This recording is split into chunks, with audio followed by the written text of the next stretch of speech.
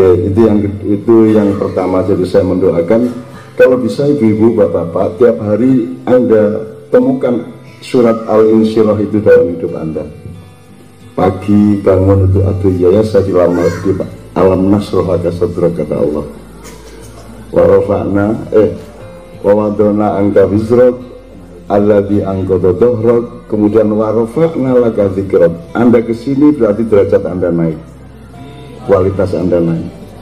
Kemudian Allah menegaskan kembali, kalau Anda mengalami kesulitan, jangan dipikir hanya kesulitan yang dikasihkan oleh Allah kepada Anda, tapi sudah ada kemudahan bersama dengan kesulitan itu. Bukan sesudahnya, tapi bersamaan dengan. Jadi inna ma'a, bukan inna ba'da. Jadi kalau mengalami kesulitan, utang nggak bisa bayar, atau apapun, itu sudah ada kemudahannya.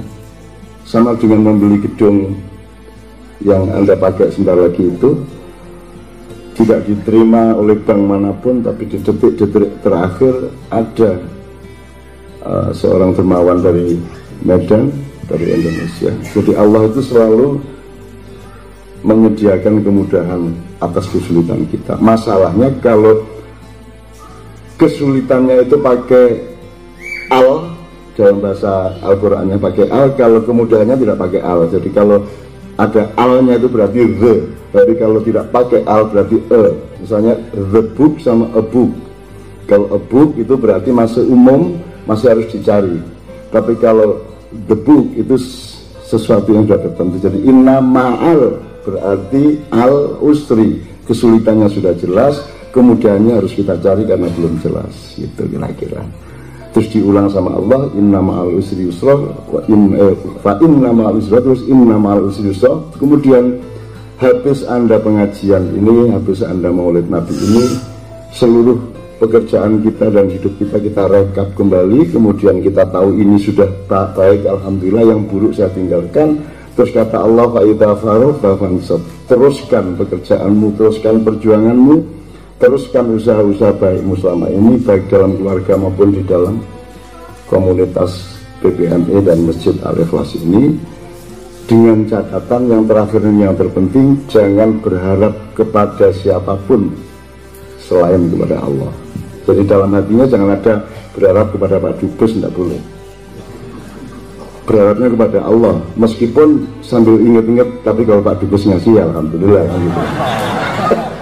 Cuman tetap wa ila rabbika fansab. Jadi wirid, salah satu wirid yang terbaik itu kalau Anda ingat sambil goreng, sambil gendong anak itu wa ila rabbika farghab, wa ila rabbika farghab, wa ila rabbika farghab. Terus Tuhan terharu nanti sama sampean. Seharusnya dikasih 100.000, nanti bisa dikasih 150.000, insyaallah. Amin gitu loh. Loh, Anda pengen Allah terharu apa enggak? Kita maulid Nabi ini kita selenggarakan supaya Allah terharu sama kita. Karena yang kita peringati ini kekasihnya Allah, ulang tahunnya ini. Nah, nanti kita omongkan soal itu. Saya cuma menegaskan soal wa ila rabbika farghab, termasuk saya ingin mohon izin kepada Anda semua. Saya ini hari ini mendapat kehormatan luar biasa. Tidak hanya karena saya mendapat kesempatan berjumpa dengan Anda, tapi baru hari ini saya mendapatkan gelar Syekhona. Allah, Masya Allah. Ini bisa masalah, bisa kehormatan. Di Indonesia yang disebut Syekhona hanya satu, yaitu Kiai Haji Khalil dari Bangkalan. Itu gurunya Mbah Hasim, gurunya Mbah Haji Ahmad Dahlan. Itu satu-satunya disebut Syekhona. Iki karepe ya apa gitu. Syekhona iki karepe ya apa arek. Mudah-mudahan itu bukan gelar spiritual, tapi gelar kemesraan dari Anda. Nah, gelar kemesraan tidak ada masalah. Sambil kita nyecil pemahaman-pemahaman dasar kok sekarang yang saya ingin saya bawa ke sini ini. Yang dasar-dasar yang gampang-gampang aja. Syekhona itu berarti ada urusan dengan nasab spiritual dari thariqat tertentu. Jadi kalau di thariqat itu ada Maulana, baru Syekhona, baru dan seterusnya, ada macam-macam. Kalau di Syiah nanti ada Hujatul Islam, ada Mullah, ada Ayatullah dan seterusnya. Itu apa ketentuan-ketentuan setiap aliran yang bisa beda-beda. Lah saya ini kan tidak termasuk di semuanya itu. Kalau di Indonesia ada Habib, Maulana, ada macam-macam. Kalau Habib itu selalu dikenal sebagai orang yang turunannya Rasulullah sehingga dihormati oleh semua orang. Habib itu kalau di Indonesia asal-usulnya karena ada orang alim sekali di daerah Kuitang di Betawi sana. Cucunya kalau manggil kakeknya ini Habib, Habib, itu terus, oh iya, kamu huna, gitu kan. Jadi tiap hari tetangga itu mendengar Habib, si cucu memanggil mbahnya. Akhirnya semua orang di kampung itu memanggil beliau Habib. Sejak itulah orang Arab asalkan alim dipanggil Habib. Udah sampai Habib Syekh, Habib Rizik, Habib semua ya, pokoknya asal kelihatan, mohon maaf, asal kelihatan orang yang mancung terus pakai ban Vespa di sininya itu Habib. Oh, ini saya tidak mempersoalkan, saya hanya ingin meneguhkan kembali pemahaman kita yang kecil-kecil. Aslinya kalau turunan Rasulullah itu ada dua. Kalau lewat Sayyidina Hasan bin Ali dia dipanggil Sayyid. Kalau lewat Sayyidina Husain bin Ali berarti dipanggil Syarif. Seperti Syarif Hidayatullah itu berarti turunan Sayyidina Husain. Tapi kalau Sayyid itu kalau di kampung-kampung Arab ada ye. Ah, kalau ada ye berarti Sayyid dia, berarti dia turunan Sayyidina Hasan. Gitu. Lah saya ini Habib ya bukan, Sayyid ya bukan, Syarif ya bukan. Nek Surabaya Syarif tambah Yoso.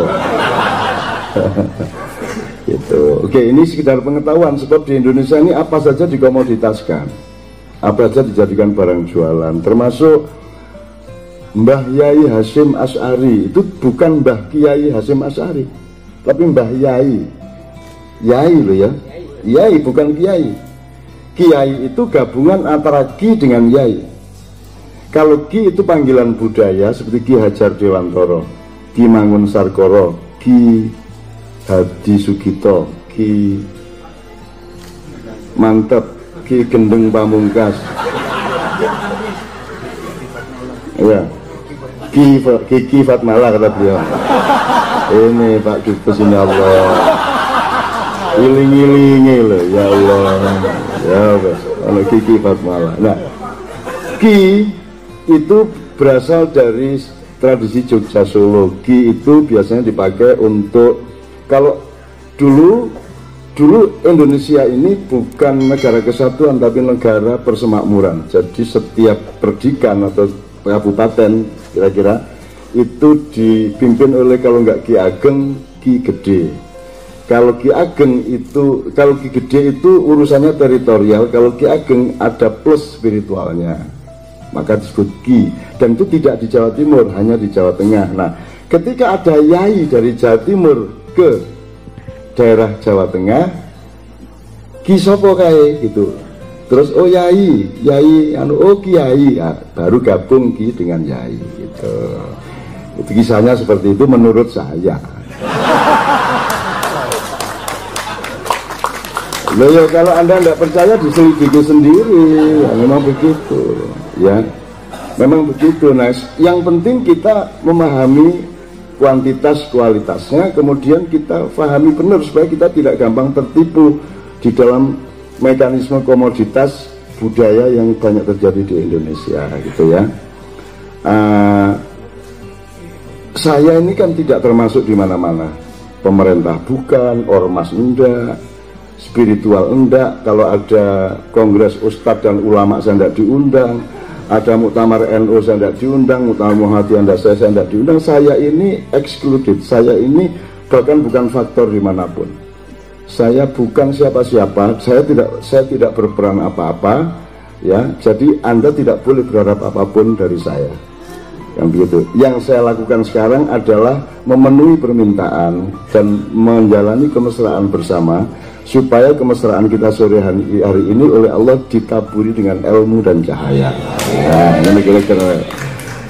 Nah, ini saya sama Mbak Via, dan Mbak Via ini sudah dalam, ini acara ketiga kami di Jerman sama di Belgia.